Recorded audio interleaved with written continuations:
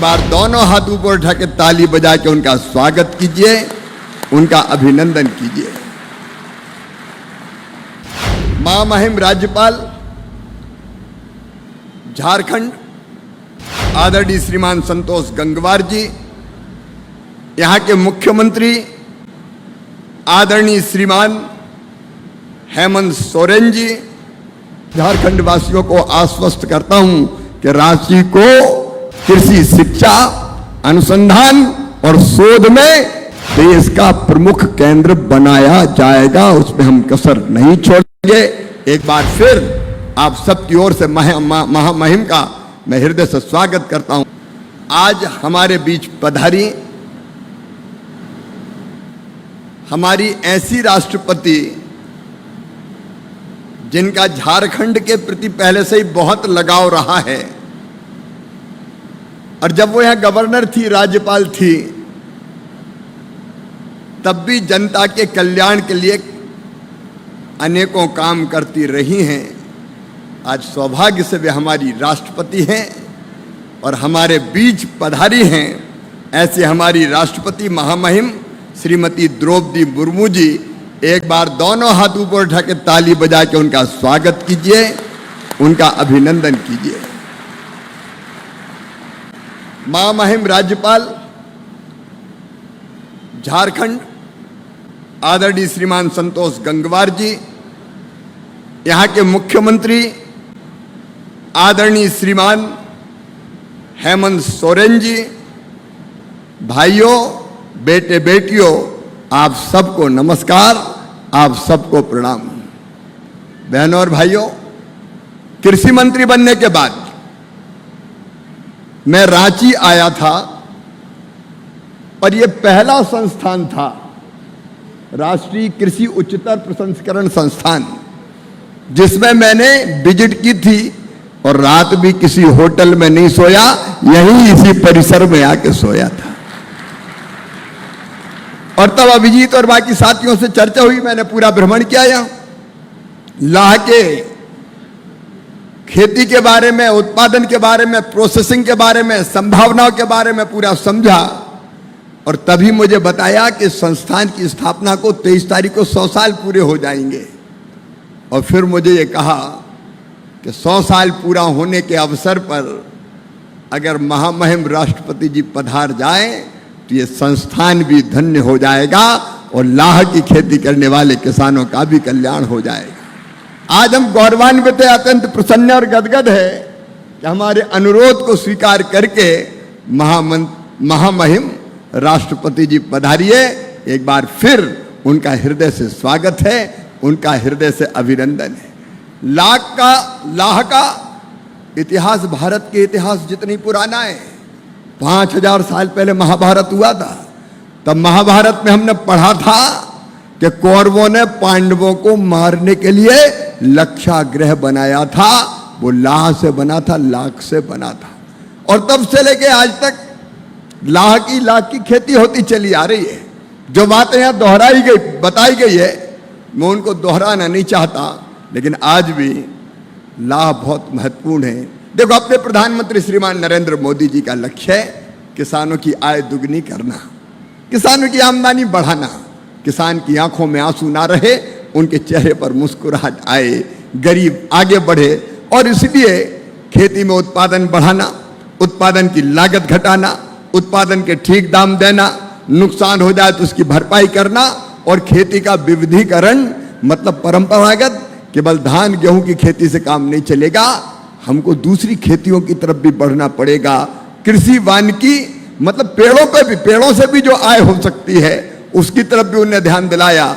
और जब इस दिशा में हम सोचते हैं तो लाह की खेती बहुत महत्वपूर्ण है। अभी मैं आंकड़ों में नहीं जा रहा, आज भी 400 करोड़ रुपए का लाख हम निर्यात करते हैं, लेकिन इस खेती में अभी जो भाई बहन जुड़े, अभी उनमें से कई ऐसे हैं जो लाख रुपया से ज्यादा कमा रहे हैं। उन्हें अलग अलग समूह बनाए हैं, उस समूह की आमदनी भी 25 से लेकर 30 लाख रुपया तक है।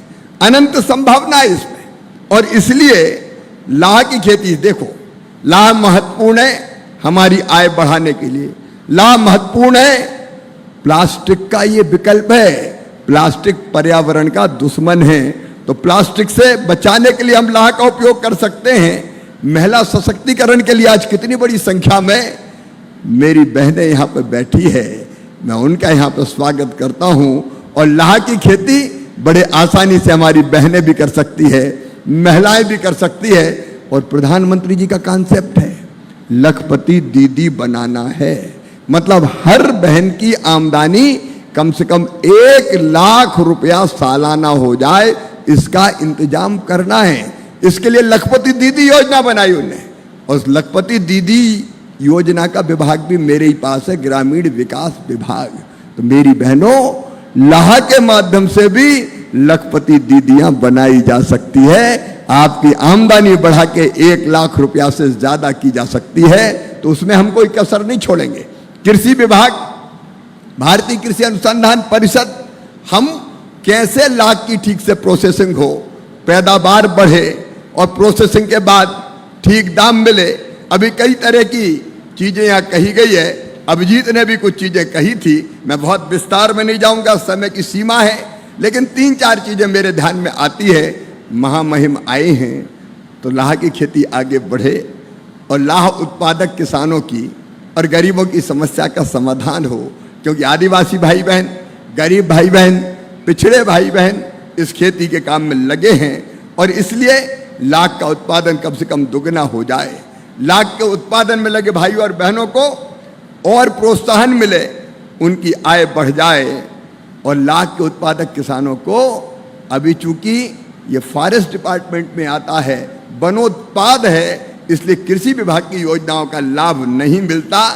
इसलिए मैं पूरी गंभीरता से प्रधानमंत्री जी के आशीर्वाद से ये प्रयत्न करूंगा कि लाख को कृषि उत्पाद के रूप में पूरे देश में मान्यता मिल जाए।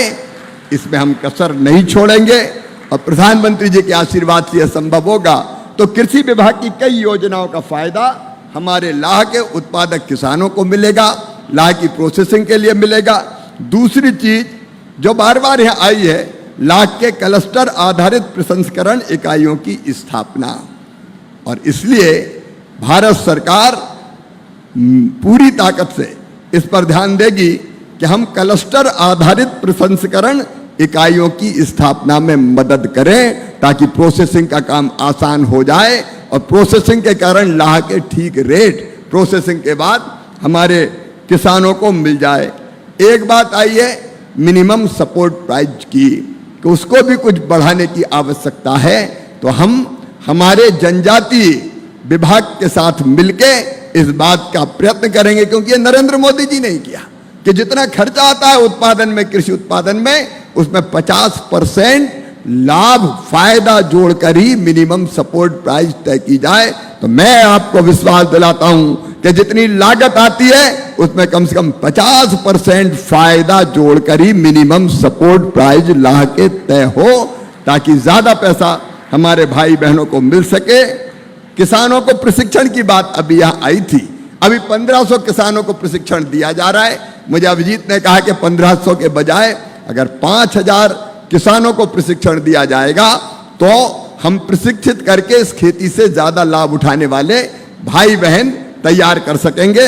और इसलिए इस साल से 1500 नहीं 5000 किसानों को यहाँ प्रशिक्षण देने का काम किया जाएगा, ताकि प्रशिक्षण प्राप्त करके वो ज्यादा लाभ कमा सके।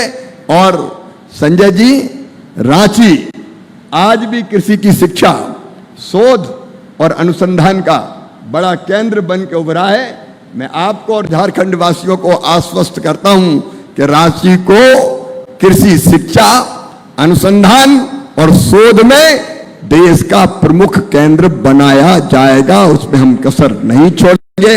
एक बार फिर आप सबकी ओर से महामहिम का मैं हृदय से स्वागत करता हूं, अभिनंदन करता हूं। मेरे साथ बोलिए भारत माता की, भारत माता की।